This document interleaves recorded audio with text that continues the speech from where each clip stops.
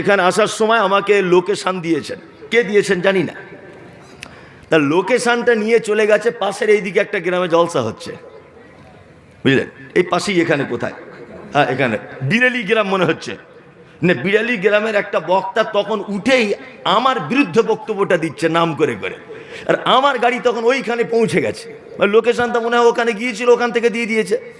আমি আমার ড্রাইভারকে বলছি কি ব্যাপার, আমি হ্যান্ডবিল দেখছি, আমি প্রধান বক্তারি, আবার আমার বিরুদ্ধে বক্তব্য দিচ্ছে, কি ব্যাপার ঘটনা বুঝতে পারছি না, নিশ্চয় মালে কিছু গোলমাল আছে, তুমি কমিটিকে ফোন করো তো, এই জলসা তো মনে হচ্ছে আমাদের না, সেই রাম ইয়ানবী সালাম আলাইকা, সেই রাম মানে যা হয় আর কি, বলছি এই জলসাতে তো আমাকে আনবে না। আবার মনে মনে ভাবছি আমাকে মারার লেগে চিটিংবাজি করে আনিনি তো, আমাকে তো সব খুঁজছে ওরা, আমাকে মারার প্ল্যান করেনি তো। আমার ড্রাইভারকে বলছি গাড়িটা ঘুরিয়ে আম বাগানের দিকে চলো, ওই দিক গিয়ে দাঁড়াই, তারপরে যাওয়া যাবে। ও বেচারা গাড়ি ঘোরানোর আর স্পেস নেই, আর বাইরে থেকে সব বলছে কি ব্যাপারে, এইখানে মমতাজুল এসছে তো, এইখানে মমতাজুল ঢুকে গেছে তো, লোকজন জড়ো হচ্ছে, বুঝতে পারছি বাজার গরম হবে এবারে। আমি তাড়াতাড়ি করে একটা আম বাগানের সাইডের দিকে গিয়ে গাড়িটা দাঁড় করিয়ে বলছি ভাই তুমি ওদেরকে ফোন করো তো, বই গেছি গ্রাম, জিজ্ঞেস করো কাকে, তা যাকে জিজ্ঞেস করছি কথাই বলছে না, মানে তো আমার সাথে অ্যালার্জি, ও তো আমাকে বলবেই না। নিয়ে লোকেশন আবার দিল, নিয়ে তারপরে এখানে এলাম। পৃথিবীতে কিছু মানুষ রয়েছে তাদের ধারণা যে আল্লাহ একক, এটা বিশ্বাস করে, তার ক্ষমতা আছে এটা বিশ্বাস করে, কিন্তু তার কাছে ডাইরেক্ট পৌঁছানো যায় না, ডাইরেক্ট তার কাছে যাওয়া যায় না, এই বিশ্বাসও তারা করে। ওই জন্য পীর ফকির ওলিয়া উলিয়া ন্যাংটো বাবা এদের ওদের ধরে তারা আল্লাহর কাছে পৌঁছাতে চায়। এই রকম মুসলিম যারা, তারাও আর মুসলিম থাকতে পারবে না। ওদেরকে মুসলিম আমি মমতাজুল ইসলাম মনে করি না, মনেই করি না। কারণ হচ্ছে এই, আবু জেহেলকে জিজ্ঞাসা করা হচ্ছে, আবু জেহেল তুমি বলো রাত এবং দিনের বিবর্তনের মালিক কে? আবু জেহেলের মতো মানুষ বলছে আল্লাহ। বলো কাবার মালিক কে? বলছে আল্লাহ। বলো দেখি সুস্থতা ও সুস্থতার মালিক কে? বলছে আল্লাহ। কিন্তু আল্লাহর নবী একথা জিজ্ঞাসা করার পর আবু জেহেল বলছে এই মুহাম্মদ শোনো, আল্লাহ সব ক্ষমতার মালিক এটা বুঝি, কিন্তু তোমার আল্লাহর কাছে যেতে গেলে 360টা দেবদেবীর মাধ্যমে আল্লাহর কাছে যেতে হবে, তাছাড়া যাওয়া যাবে না। আবু জেহেলের নিয়ম ছিল কাবার ভিতরে থাকা 360টা দেবদেবীর মাধ্যমে আল্লাহকে স্মরণ করবে, আল্লাহকে পাবে, তাকে কাছে ডাকবে, এই ধারণা ছিল আবু জেহেলের। আজ থেকে 1500 বছর আগের আবু জেহেলের যে রকম পদ্ধতি, আজও ভারতবর্ষের পশ্চিম বাংলার মাটিতে অজস্র নামধারী মুসলমানদের এই বিশ্বাস আছে। আবু জেহেল পাথরের তৈরি করা মূর্তির মাধ্যমে আল্লাহকে পেতে চাইতো, বর্তমান কিছু নামধারী মুসলমান মরা মানুষকে কবরে ঢুকিয়ে দিয়ে তাদের মাধ্যমে আল্লাহকে পেতে চাইছে। এরকম মুসলমান আছে না নেই? আছে, আছে। এরা শিরকে আকবারের ভিতরে নিমজ্জিত। শিরক আকবার। 2, শিরক আকবারের প্রকার ভেদ বলছি, এখনো আমি মেন জায়গা আসিনি, আসবো একটু পরে। আল্লাহ শিরকে 2টো ভাগে ভাগ করা হয়েছে। শিরকের আকবারের আরেকটা ভাগ হচ্ছে আশিরক ফিস সিফাত, আল্লাহর গুণের উপরে যারা শিরক করে। আল্লাহর নাম কটা বলুন? 99টা। এই 99টা কারা কারা বলছেন বা জানেন? প্রায়ই আছে, হাত তুলুন। হ্যাঁ, ভয়ে তুলছে না, যাই আল্লাহ এক বলেছি ওটা ভুল হয়ে গেছে, এবার যদি এভাবে বল ভুল, তাহলে গোলমাল হয়ে যাবে। আল্লাহর নাম একটাই। কি নাম? একটাই। আল্লাহর নাম একটাই, তার নাম আল্লাহ। আমার সাথে বলুন, কি নাম? আল্লাহ। বাকিগুলো সব কি? গুণ, গুণ, গুণ। আমি মমতাজুল ইসলাম, এটা আমার নাম। আমার হ্যান্ডবিলে দেওয়া হয়েছে বক্তা। আচ্ছা, বক্তাটা আমার নাম না, এটা আমার গুণ। এটা আমার গুণ। আমি মাস্টার, আমি ইঞ্জিনিয়ার, আমি প্রফেসর, আমি ব্যারিস্টার, আমি উকিল, আমি মোক্তার, আমি হাকিম, এগুলো সব কি? আমার গুণ। তাহলে আমার নাম কিন্তু মমতাজুল ইসলাম, বাকিগুলো সব আমার গুণ। আল্লাহর নাম একটাই, তার নাম আল্লাহ। বাকি থাকলো কি? বাকিগুলো গুণ। এবার আপনাদেরকে একটা কথা বলি, আল্লাহর এই গুণের উপরে যারা বিশ্বাস করবে না, এরা শিরকে আকবারের ভিতরে লিপ্ত, তারা জান্নাতে যাওয়ার চান্স পাবে না। আল্লাহর কত গুণ আছে আর আমরা কি করি? সুবহানাল্লাহ। যদি 5টা গুণের যদি ব্যাখ্যা বিশ্লেষণ করা হয় তা আপনি অবাক হয়ে যাবেন, যেগুলো কি কথা বললেন আপনি। আচ্ছা বলুন, আপনি যখন কোনো বিপদে পড়েন, আপনার নামে কেউ কেস করেছে, কেস, তা পুলিশ আপনাকে ধরে নিয়ে গেছে, আপনার মোটামুটি লকআপে রেখে দিয়েছে, বা আপনার 3 দিনের 4 দিনের জেল হয়েছে। আচ্ছা বলুন তো, আপনি জেল থেকে বার হওয়ার জন্য কার আশ্রয় নেন? উকিল। কার?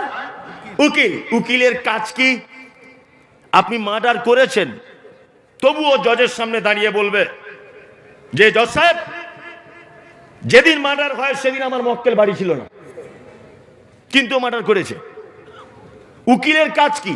যে কোনো ভাবে হোক, ছলে বলে কৌশলে তার মক্কেলকে বাঁচাতে হবে, তাই না? এটা উকিলের কাজ। এবার একটা কথা বলি, এই শব্দটা কিন্তু উকিল নয়। আমরা বলি হয়তো গ্রামের ভাষাতে উকিল, উকিল নয়। শব্দটা কোরআনের ভাষা, ওয়াকিল। কি নাম? ওয়াকিল। ইয়েস, ওয়াকিল। শব্দটা ওয়াকিল। আল্লাহ 99টা গুণের ভিতরে একটা নাম আছে, ইয়া ওয়াকিল। ওয়াকিলের কাজ কি? যে কোনো ভাবে হোক তার মক্কেলকে বাঁচাতে হবে। আল্লাহর কাজ কি? বান্দা ভুল করেছে, বান্দা পাপ করেছে, বান্দা গুনাহ করেছে, বান্দা খারাপ লাইনে যাচ্ছে, বান্দা জাহান্নামের রাস্তায় হাঁটছে, যে কোনো ভাবে হোক আল্লাহ সুবহানাহু ওয়া তাআলা তাকে বাঁচিয়ে জান্নাতের দিকে নিয়ে যাওয়ার চেষ্টা করেন। হাজার বিপদের আপনি সম্মুখীন হন, হাজার বিপদ, যত বড় বড় বিপদ আপনার উপরে আসুক, আপনাকে বাঁচাতে পারে কে? কে? আল্লাহ। আল্লাহ ছাড়া আর কেউ বাঁচাতে পারে এইটা মনে করার নাম শিরক। তাহলে আপনি যত বিপদে পড়েন ডাকতে হবে কাকে? আল্লাহকে। আল্লাহর আর একটা নাম আছে, কি নাম? রাজ্জাক। রুজির মালিককে? আল্লাহ। শুধু রুজির মালিক নয়, এটা যদি বলি তো আপনার গায়ের লোম খাড়া হয়ে যাবে। যেসব কি তথ্য দিচ্ছেন আপনি, কেমন রুজির মালিক এটা বলছি শুনুন। আমি মমতাজুল ইসলাম বাড়িতে আছি, উনি আমাকে ফোন করেছেন, ফোন করে বলছেন, ভাই বৈরগাছি থেকে আমরা 20 জন যাচ্ছি আপনার বাড়িতে জলসার দাওয়াত করতে। কবে? না শুক্রবারে। তা আমি আমার স্ত্রীকে বলছি, বৈরগাছি থেকে 20 জন আসছে গো, রান্না বান্না কিছু করতে হবে। তা আমার স্ত্রী বলছে বিরিয়ানি করি। তাহলে আল্লাহ কেমন রুজির মালিক বলছি, বিরিয়ানি করি। তা আমি ভাইকে ফোন করে বলছি, ভাই আমার স্ত্রী বিরিয়ানি করবে বলছে, আপনাদের চলবে তো? উনি তখন আমাকে ফোন করে দ্বিতীয়বার বলছে যে আমাদের 12 জন বিরিয়ানি খায় আর 13 জন বিরিয়ানি খায় না। আমার স্ত্রী তখন বলছে তাহলে গরুর গোশত আর সাদা ভাত করি। আমি আবার জিজ্ঞেস করছি, ভাই গরুর গোশত আর সাদা ভাত চলবে? বলছে ওই 13 জনের ভিতরে আবার 4 জন গরুর গোশত খায় না। আমি আবার ফোন করেছি, ভাই তাহলে কি হবে? তা বলছে ওই 4 জনের জন্য তাহলে অন্য কিছু করুন। না আবার 4 জনের জন্য আমার স্ত্রী বলছে দেশি মুরগি করি। তা আমি আবার ফোন করে বলছি আমার স্ত্রী দেশি মুরগি করবে বলছে। বলছে একজন আছে তার মধ্যে দেশি মুরগি খায়, বাকি 3 জন খায় না, এরা হরিণের গোশত পছন্দ করে। আচ্ছা বলুন, 20 জন যদি 20 রকমের জিনিস খেতে যদি পছন্দ করে, তাহলে আমার স্ত্রীর পক্ষে ওই খাদ্যটা তৈরি করা সম্ভব না অসম্ভব? জোরে বলুন। অসম্ভব। এখানে যতজন জলসা শুনতে এসেছে, কমিটি খাওয়া দাওয়ার ব্যবস্থা করেছে, সবাই যদি বলে, কেউ বলে আমি ফ্রাইড রাইস, কেউ বলছে আমি কুপ্তা, গরুর গোশত খাই না, দেশি মুরগি খাই না, ইলিশ মাছ খাই, শিঙি মাছ পছন্দ করি, ভেটকি মাছ হলে ভালো হয়, পাবদা হলে আরো ভালো হয়, সবার যদি আলাদা আলাদা যদি ইচ্ছা থাকে, কমিটি কিয়ামত পর্যন্ত টাইম নিলেও আমার মনে হয় এটা পূরণ করতে পারবে না। পারবে? পারবে না। আল্লাহ শুধু রুজির মালিক নয়। কেমন রুজির মালিক? ব্যাঙ যেটা খায় সাপে সেটা খায় না, বাঘে যেটা খায় গরুতে সেটা খায় না, মানুষ যেটা খায় সিংহতে সেটা খায় না, আরশোলাতে যেটা খায় কেঁচোতে সেটা খায় না, সারপোকাতে যেটা খায় মৌমাছিতে সেটা খায় না, গিরগিটেতে যেটা খায় শিগালে সেটা খায় না, গরুতে যেটা খায় হাঁস মুরগি সেটা খায় না, হাঁস যেটা খায় মুরগি সেটা খায় না। এক কথাতে সারা পৃথিবীতে যত প্রাণী আছে আলাদা আলাদা করে খাদ্য বানিয়ে খাদ্য গ্রহণ করায় কে? আল্লাহ। শুধু রুজির মালিক নয়, এক একজনের রুজির ব্যবস্থা এক এক রকমের। সুবহানাল্লাহ। এইটা শুনলেই তো একজন মানুষের ঈমান বেড়ে যাবে, বেড়ে যাবে না?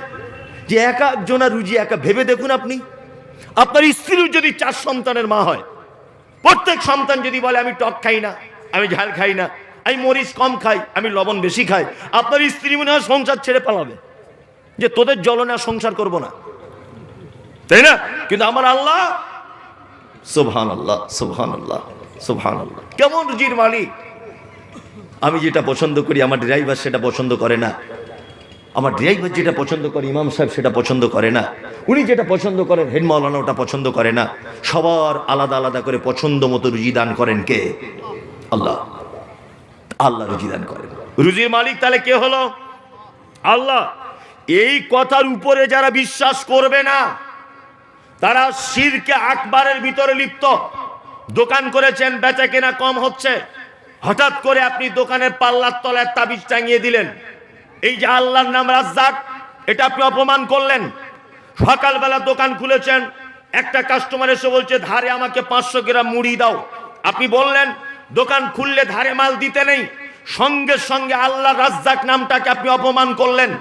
আপনার একটা কাপড়ের দোকান, তার ডান দিকে একজন আবার দোকান করেছে, বাম দিকে আর একজন কাপড়ের দোকান করেছে, আপনাকে কেউ জিজ্ঞাসা করছে বেচা কেনা কেমন, আপনি হঠাৎ করে বললেন বেচা কেনা আগে ভালো ছিল, ডান দিকে একটা দোকান হয়েছে, বাম দিকে একটা দোকান, কম্পিটিশন মার্কেট, বেচা কেনা কমে গেছে। এই কথাটা আপনি বললেন মানে আল্লাহর নাম রাজ্জাক এই নামটাকে অপমান করলেন। আল্লাহর নাম যে রাজ্জাক এই নামটাকে আপনি কি করলেন? অপমান করলেন। তার মানে আপনাকে দ্বিধাহীন চিত্তে মেনে নিতে হবে রুজির মালিক কে, আর রুজি আসে কোথা থেকে? আল্লাহর উপরের থেকে রুজি পাঠায়, নিচেই কোনো মানুষের হাতে রুজি থাকে না। এবার আমরা আল্লাহর যে গুণগুলো আছে এইগুলোর ব্যাপারে কতটা জানা দরকার আপনাকে 1 মিনিট একটা কথা বলি। লোকটা নামাজ পড়তো, আমার দিকে ফিরুন, নামাজ পড়তো লোকটা, 4 বছর নামাজ পড়েছে, নামাজ পড়া ছেড়ে দিয়েছে হঠাৎ করে। তো ওকে জিজ্ঞাসা করছি খায়রুল ভাই নামাজ পড়া ছেড়ে দিলে কেন? তা ও আমাকে বলছে নামাজ পড়ে কি করব মনি সাহেব, নামাজ পড়েও যা না পড়েও তাই। আর 4 বছর নামাজ পড়ছি, একটা দোয়া কবুল হয় না, শুধু দোয়া করছি আল্লাহ টিকিটের ফার্স্ট প্রাইজটা আমার পড়ুক, একবারও পড়লো না, টিকিট কেটেই গেলাম। ওই জন্য নামাজ আর পড়ছি না এখন। কেন বলছি নামাজ না পড়ে বরঞ্চ ওই ফটিক ভাই 2 তলা বাড়ি করে নিল, আর আমি নামাজ পড়ে ফালতু খামাখা টাইম লস, ওই জন্য আর পড়ি না। আর এত দোয়া করছি আল্লাহ দোয়া কবুলও করে না, ওই জন্য নামাজ পড়া ছেড়ে দিয়েছি। এই দোয়া কবুল হয় না তার অনেক কারণ আছে, কারণটা এবার আপনাদেরকে বলি। এখন আমি বক্তব্য দিতে দিতে আমার মাইকটা খারাপ, হঠাৎ করে মাইকটা খারাপ, উনি হেড মাওলানা, তাই আমি ওনাকে যদি বলি হেড মাওলানা একটু আসুন না মাইকটা খারাপ, উনি খুব সম্মানী লোক, এলাকার জ্ঞানী লোক, আচ্ছা বলুন তো দেখি উনি এসে মাইকের কোনো কাজ করতে পারবেন? হ্যাঁ, উনি বসে আছেন, উনি ধরে নেন গ্রামের একটা বিশাল বড় একজন দায়িত্বশীল মানুষ, সম্মানী মানুষ, ওনাকে যদি ভাই বলি ভাই একটু আসুন না মাইকটা খারাপ, ও এসে মাইকের কোনো উপকার করতে পারবে? পারবে না, পারবে না। এখন ওই যে ছেলেটা ওখানে বসে আছে চেয়ারে, ও ছেঁড়া জামা পরে আছে, চুলগুলো উস্কো খুস্কো, ও লেখাপড়া জানে না, কিন্তু মাইকের ভালো মিস্ত্রি, ওকে যদি আমি বলি তুমি একটু এসো না মাইকটাকে ঠিক করে দাও, তাহলে ও এসে কাজ হবে কি হবে না বলুন? হবে। তার মানে বোঝা যাচ্ছে যে জায়গায় যার প্রয়োজন সেই জায়গায় তাকে কাজে লাগাতে হবে। আপনার দোয়া কবুল হচ্ছে না কেন? আপনার টাকার দরকার, আপনি বলছেন আল্লাহ টাকা দাও, আল্লাহ টাকা দাও, দোয়া করে নিলেন, তাই না? সংসারে অশান্তি, দোয়া করছেন আল্লাহ শান্তি দাও, আল্লাহ শান্তি দাও, দোয়া করে নিলেন। কি দরকার আপনার? আপনার দয়া দরকার, আল্লাহর দয়া, আপনি বলছেন আল্লাহ দয়া দাও, দয়া দাও, দোয়া কবুল করে নিলেন। ভালো করে বুঝবেন, বিপদে পড়েছেন, আপনি তখন বলছেন আল্লাহ বিপদ থেকে উদ্ধার করো, তা সব যদি আল্লাহ দিয়ে মিটিয়ে নিবেন তাহলে 99টা গুণের পর প্রয়োজন কি ছিল? আল্লাহ কি বলছেন? ওয়ালিল্লাহিল আসমাউল হুসনা ফাদউ বিহা, বান্দা তোমরা যখন আমাকে ডাকবে তখন আমার গুণবাচক নাম দিয়ে আমাকে ডাকো। এখানে একটা মারাত্মক জিনিস জেনে যান, হাত তুলে যদি বলেন আল্লাহ ক্ষমা করে দাও, আল্লাহ ক্ষমা করে দাও, আল্লাহ ক্ষমা করে দাও, তাহলে কিন্তু সহজে কবুল হবে না। আমি রাস্তা দিয়ে যাচ্ছিলাম, ওই রাস্তাতে আপনার সঙ্গে আমার দেখা, ভালো করে বুঝবেন, আপনি আমাকে গাড়ির ভিতরে দেখে 5 জনকে ডেকে বলছেন, এই দেখো মমতাজুল ইসলাম, এই দেখো মমতাজুল ইসলাম। এটা আপনি বললেন, আমি ততটা খুশি হব না। আপনি যদি 10 জনের সামনে বলেন সারা বাংলার প্রধান বক্তা এই দেখো মমতাজুল ইসলাম, আমার নামের আগে যে প্রধান বক্তাটা লাগালেন, মনে মনে একটু আনন্দ হবে কি হবে না?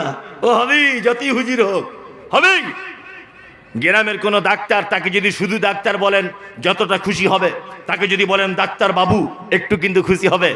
মাস্টারকে যদি মাস্টার বলেন যতটা খুশি হবে, মাস্টারকে যদি বলেন মাস্টার মশাই তাহলে উনি একটু খুশি হবেন। দানিকে যদি দানি বলেন অতটা খুশি হবে না, তাকে যদি দাতা বলেন একটু বেশি খুশি হবে, তাই না? তার মানে প্রতিটা মানুষ তার প্রশংসাকে পছন্দ করে, পছন্দ করে না?